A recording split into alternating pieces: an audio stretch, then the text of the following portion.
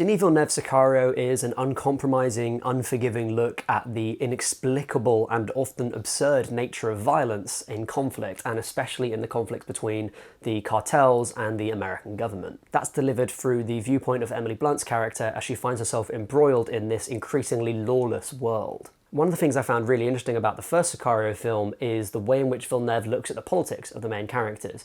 In lots of ways, these characters are quite right-wing. You know, if you think about Josh Brolin, he really sees the cartels as animals, and he just wants to start a war with them so that he can destroy them. He sees cartel members as being enemy combatants instead of just criminals, and he's willing to break international laws just in order to fight them. So in a sense, some of the characters in the film are inhabiting this quite right-wing, reactionary world where it's really them against everything else, and in particular them against Mexicans. However, the film itself kind of steps back from that and sees it as part of a continuum of opinions within that universe, right? So away from the horrific violence and the often baroque tortures that are happening with the Sicarios and with the American government, there is a sense that there's a normal world that exists outside of that. We have these scenes with this Mexican cop and his family, and although he does turn out to be involved in the cartels, at that point we really start to understand the far-reaching social consequences of that crime. It's a really intelligent, nuanced look at quite a difficult issue that I understand is really emotive for people. And nowhere is that better or more concisely explained than the opening of Sicario, which sees a raid on a relatively normal-looking suburban community uncover a horrific set of crimes committed by cartel members. All of that nuance, that craft, that skill is completely out of the picture here. Welcome to Sicario 2 Electric Boogaloo. Adios. The opening of the film, in a completely absurd way, envisions an ISIS terrorist coming over the American-Mexican border in order to commit some crimes in the US. And then we see a crime, a terrorist mass bombing, committed on screen by some of these people. As a result of that, Josh Brolin's character is basically then given carte blanche to go around torturing people and starting wars in friendly nations to the US, because that's just how American government works in this universe, apparently. Actually, that's not totally far from the truth if you think about America's interactions in geopolitics over the last 50 years. You know, most states in South America, for instance, have been invaded by American forces at one point or another, or at least they funded coups there, so that's actually not that far from the truth. The difference with this film is that, unlike the original Sicario, there's no nuance here. It's just portrayed as working and being the right thing to do. And so that's the opening. As overblown as any standard American action film, this is not Villeneuve, for sure. And what we've basically been presented with is a plot.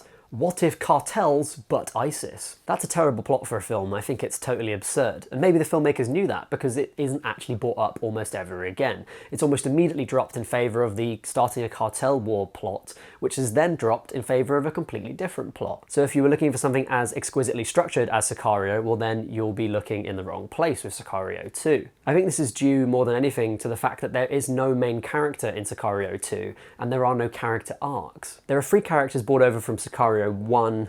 No, that feels absurd. It was never supposed to have a sequel. There were 3 characters brought over from Sicario, 2 of which are Josh Brolin and Benicio del Toro. Now, Josh Brolin in the original film really didn't have a character arc, and he's essentially the closest thing that film has to an outright baddie you actually see on screen. Obviously, the cartels themselves are horrific, and they are the main force of problems in the film, but Brolin constantly pushing back against Emily Blunt and basically saying, this is the way the world is, there are no laws, we're here to destroy these people, is kind of the main moral conflict of the film. So in a lot of ways, he is the antagonist. He has no such arc here, because this film occupies a universe in which he's basically right, so there is no conflict for him to be in with anyone else. Benicio del Toro's character does have an arc in the original film, but it's finished because it's self-contained. It's just limited to that movie and its story. It's a fascinating arc that he navigates with a real emotional complexity and nuance. He gets absolutely none of that stuff here. With no real lead and our 2 candidates for main character basically having no character arcs, there is no plot arc to the film to speak of. There's really no sense that they're going anywhere or achieving anything. As a result, although more happens in this film, it actually feels like there's less impact than the original film. There's no tension between the outrageous and definitely illegal acts of violence that the American government and the cartels are committing and any sense of normal life. Without those moments of normal life that are peppered throughout Sicario, there's no tension. And instead of offering a nuanced look at a really complex and difficult situation that's extremely deadly and has no clear solution, this film just inhabits a reactionary world where torture works and white people have to win out over brown people. Leaning heavily on its score and some uninspired action sequences, the film very literally limps to a climax, which isn't really a climax. It's not so much an ending as it is just a stopping. The final scene of the film makes almost no sense and just seems to exist for a sequel hook, which means God forbid, we might one day have Sicario 3.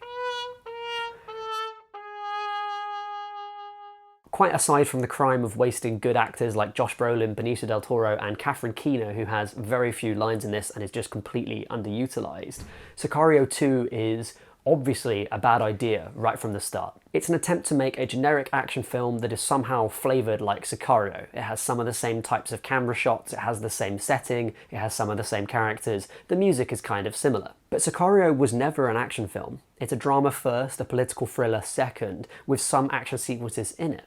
It was never intended for the kind of mass consumption that this film was apparently committee designed for. All this movie does is take away all of the nuance of the original film and move away from this inexplicable and violent, absurd world of moral greys into this universe where everyone is evil and nothing is really compelling. In a sense, it's the theme park version of Sicario. That's it from me. I hope you enjoyed my review. I'd love to hear about what you thought about Sicario 2 in the comments down below. Do you think it's absurd that the title of the film is basically Hitman 2 Soldier? Doesn't that sound like a dumb title in English?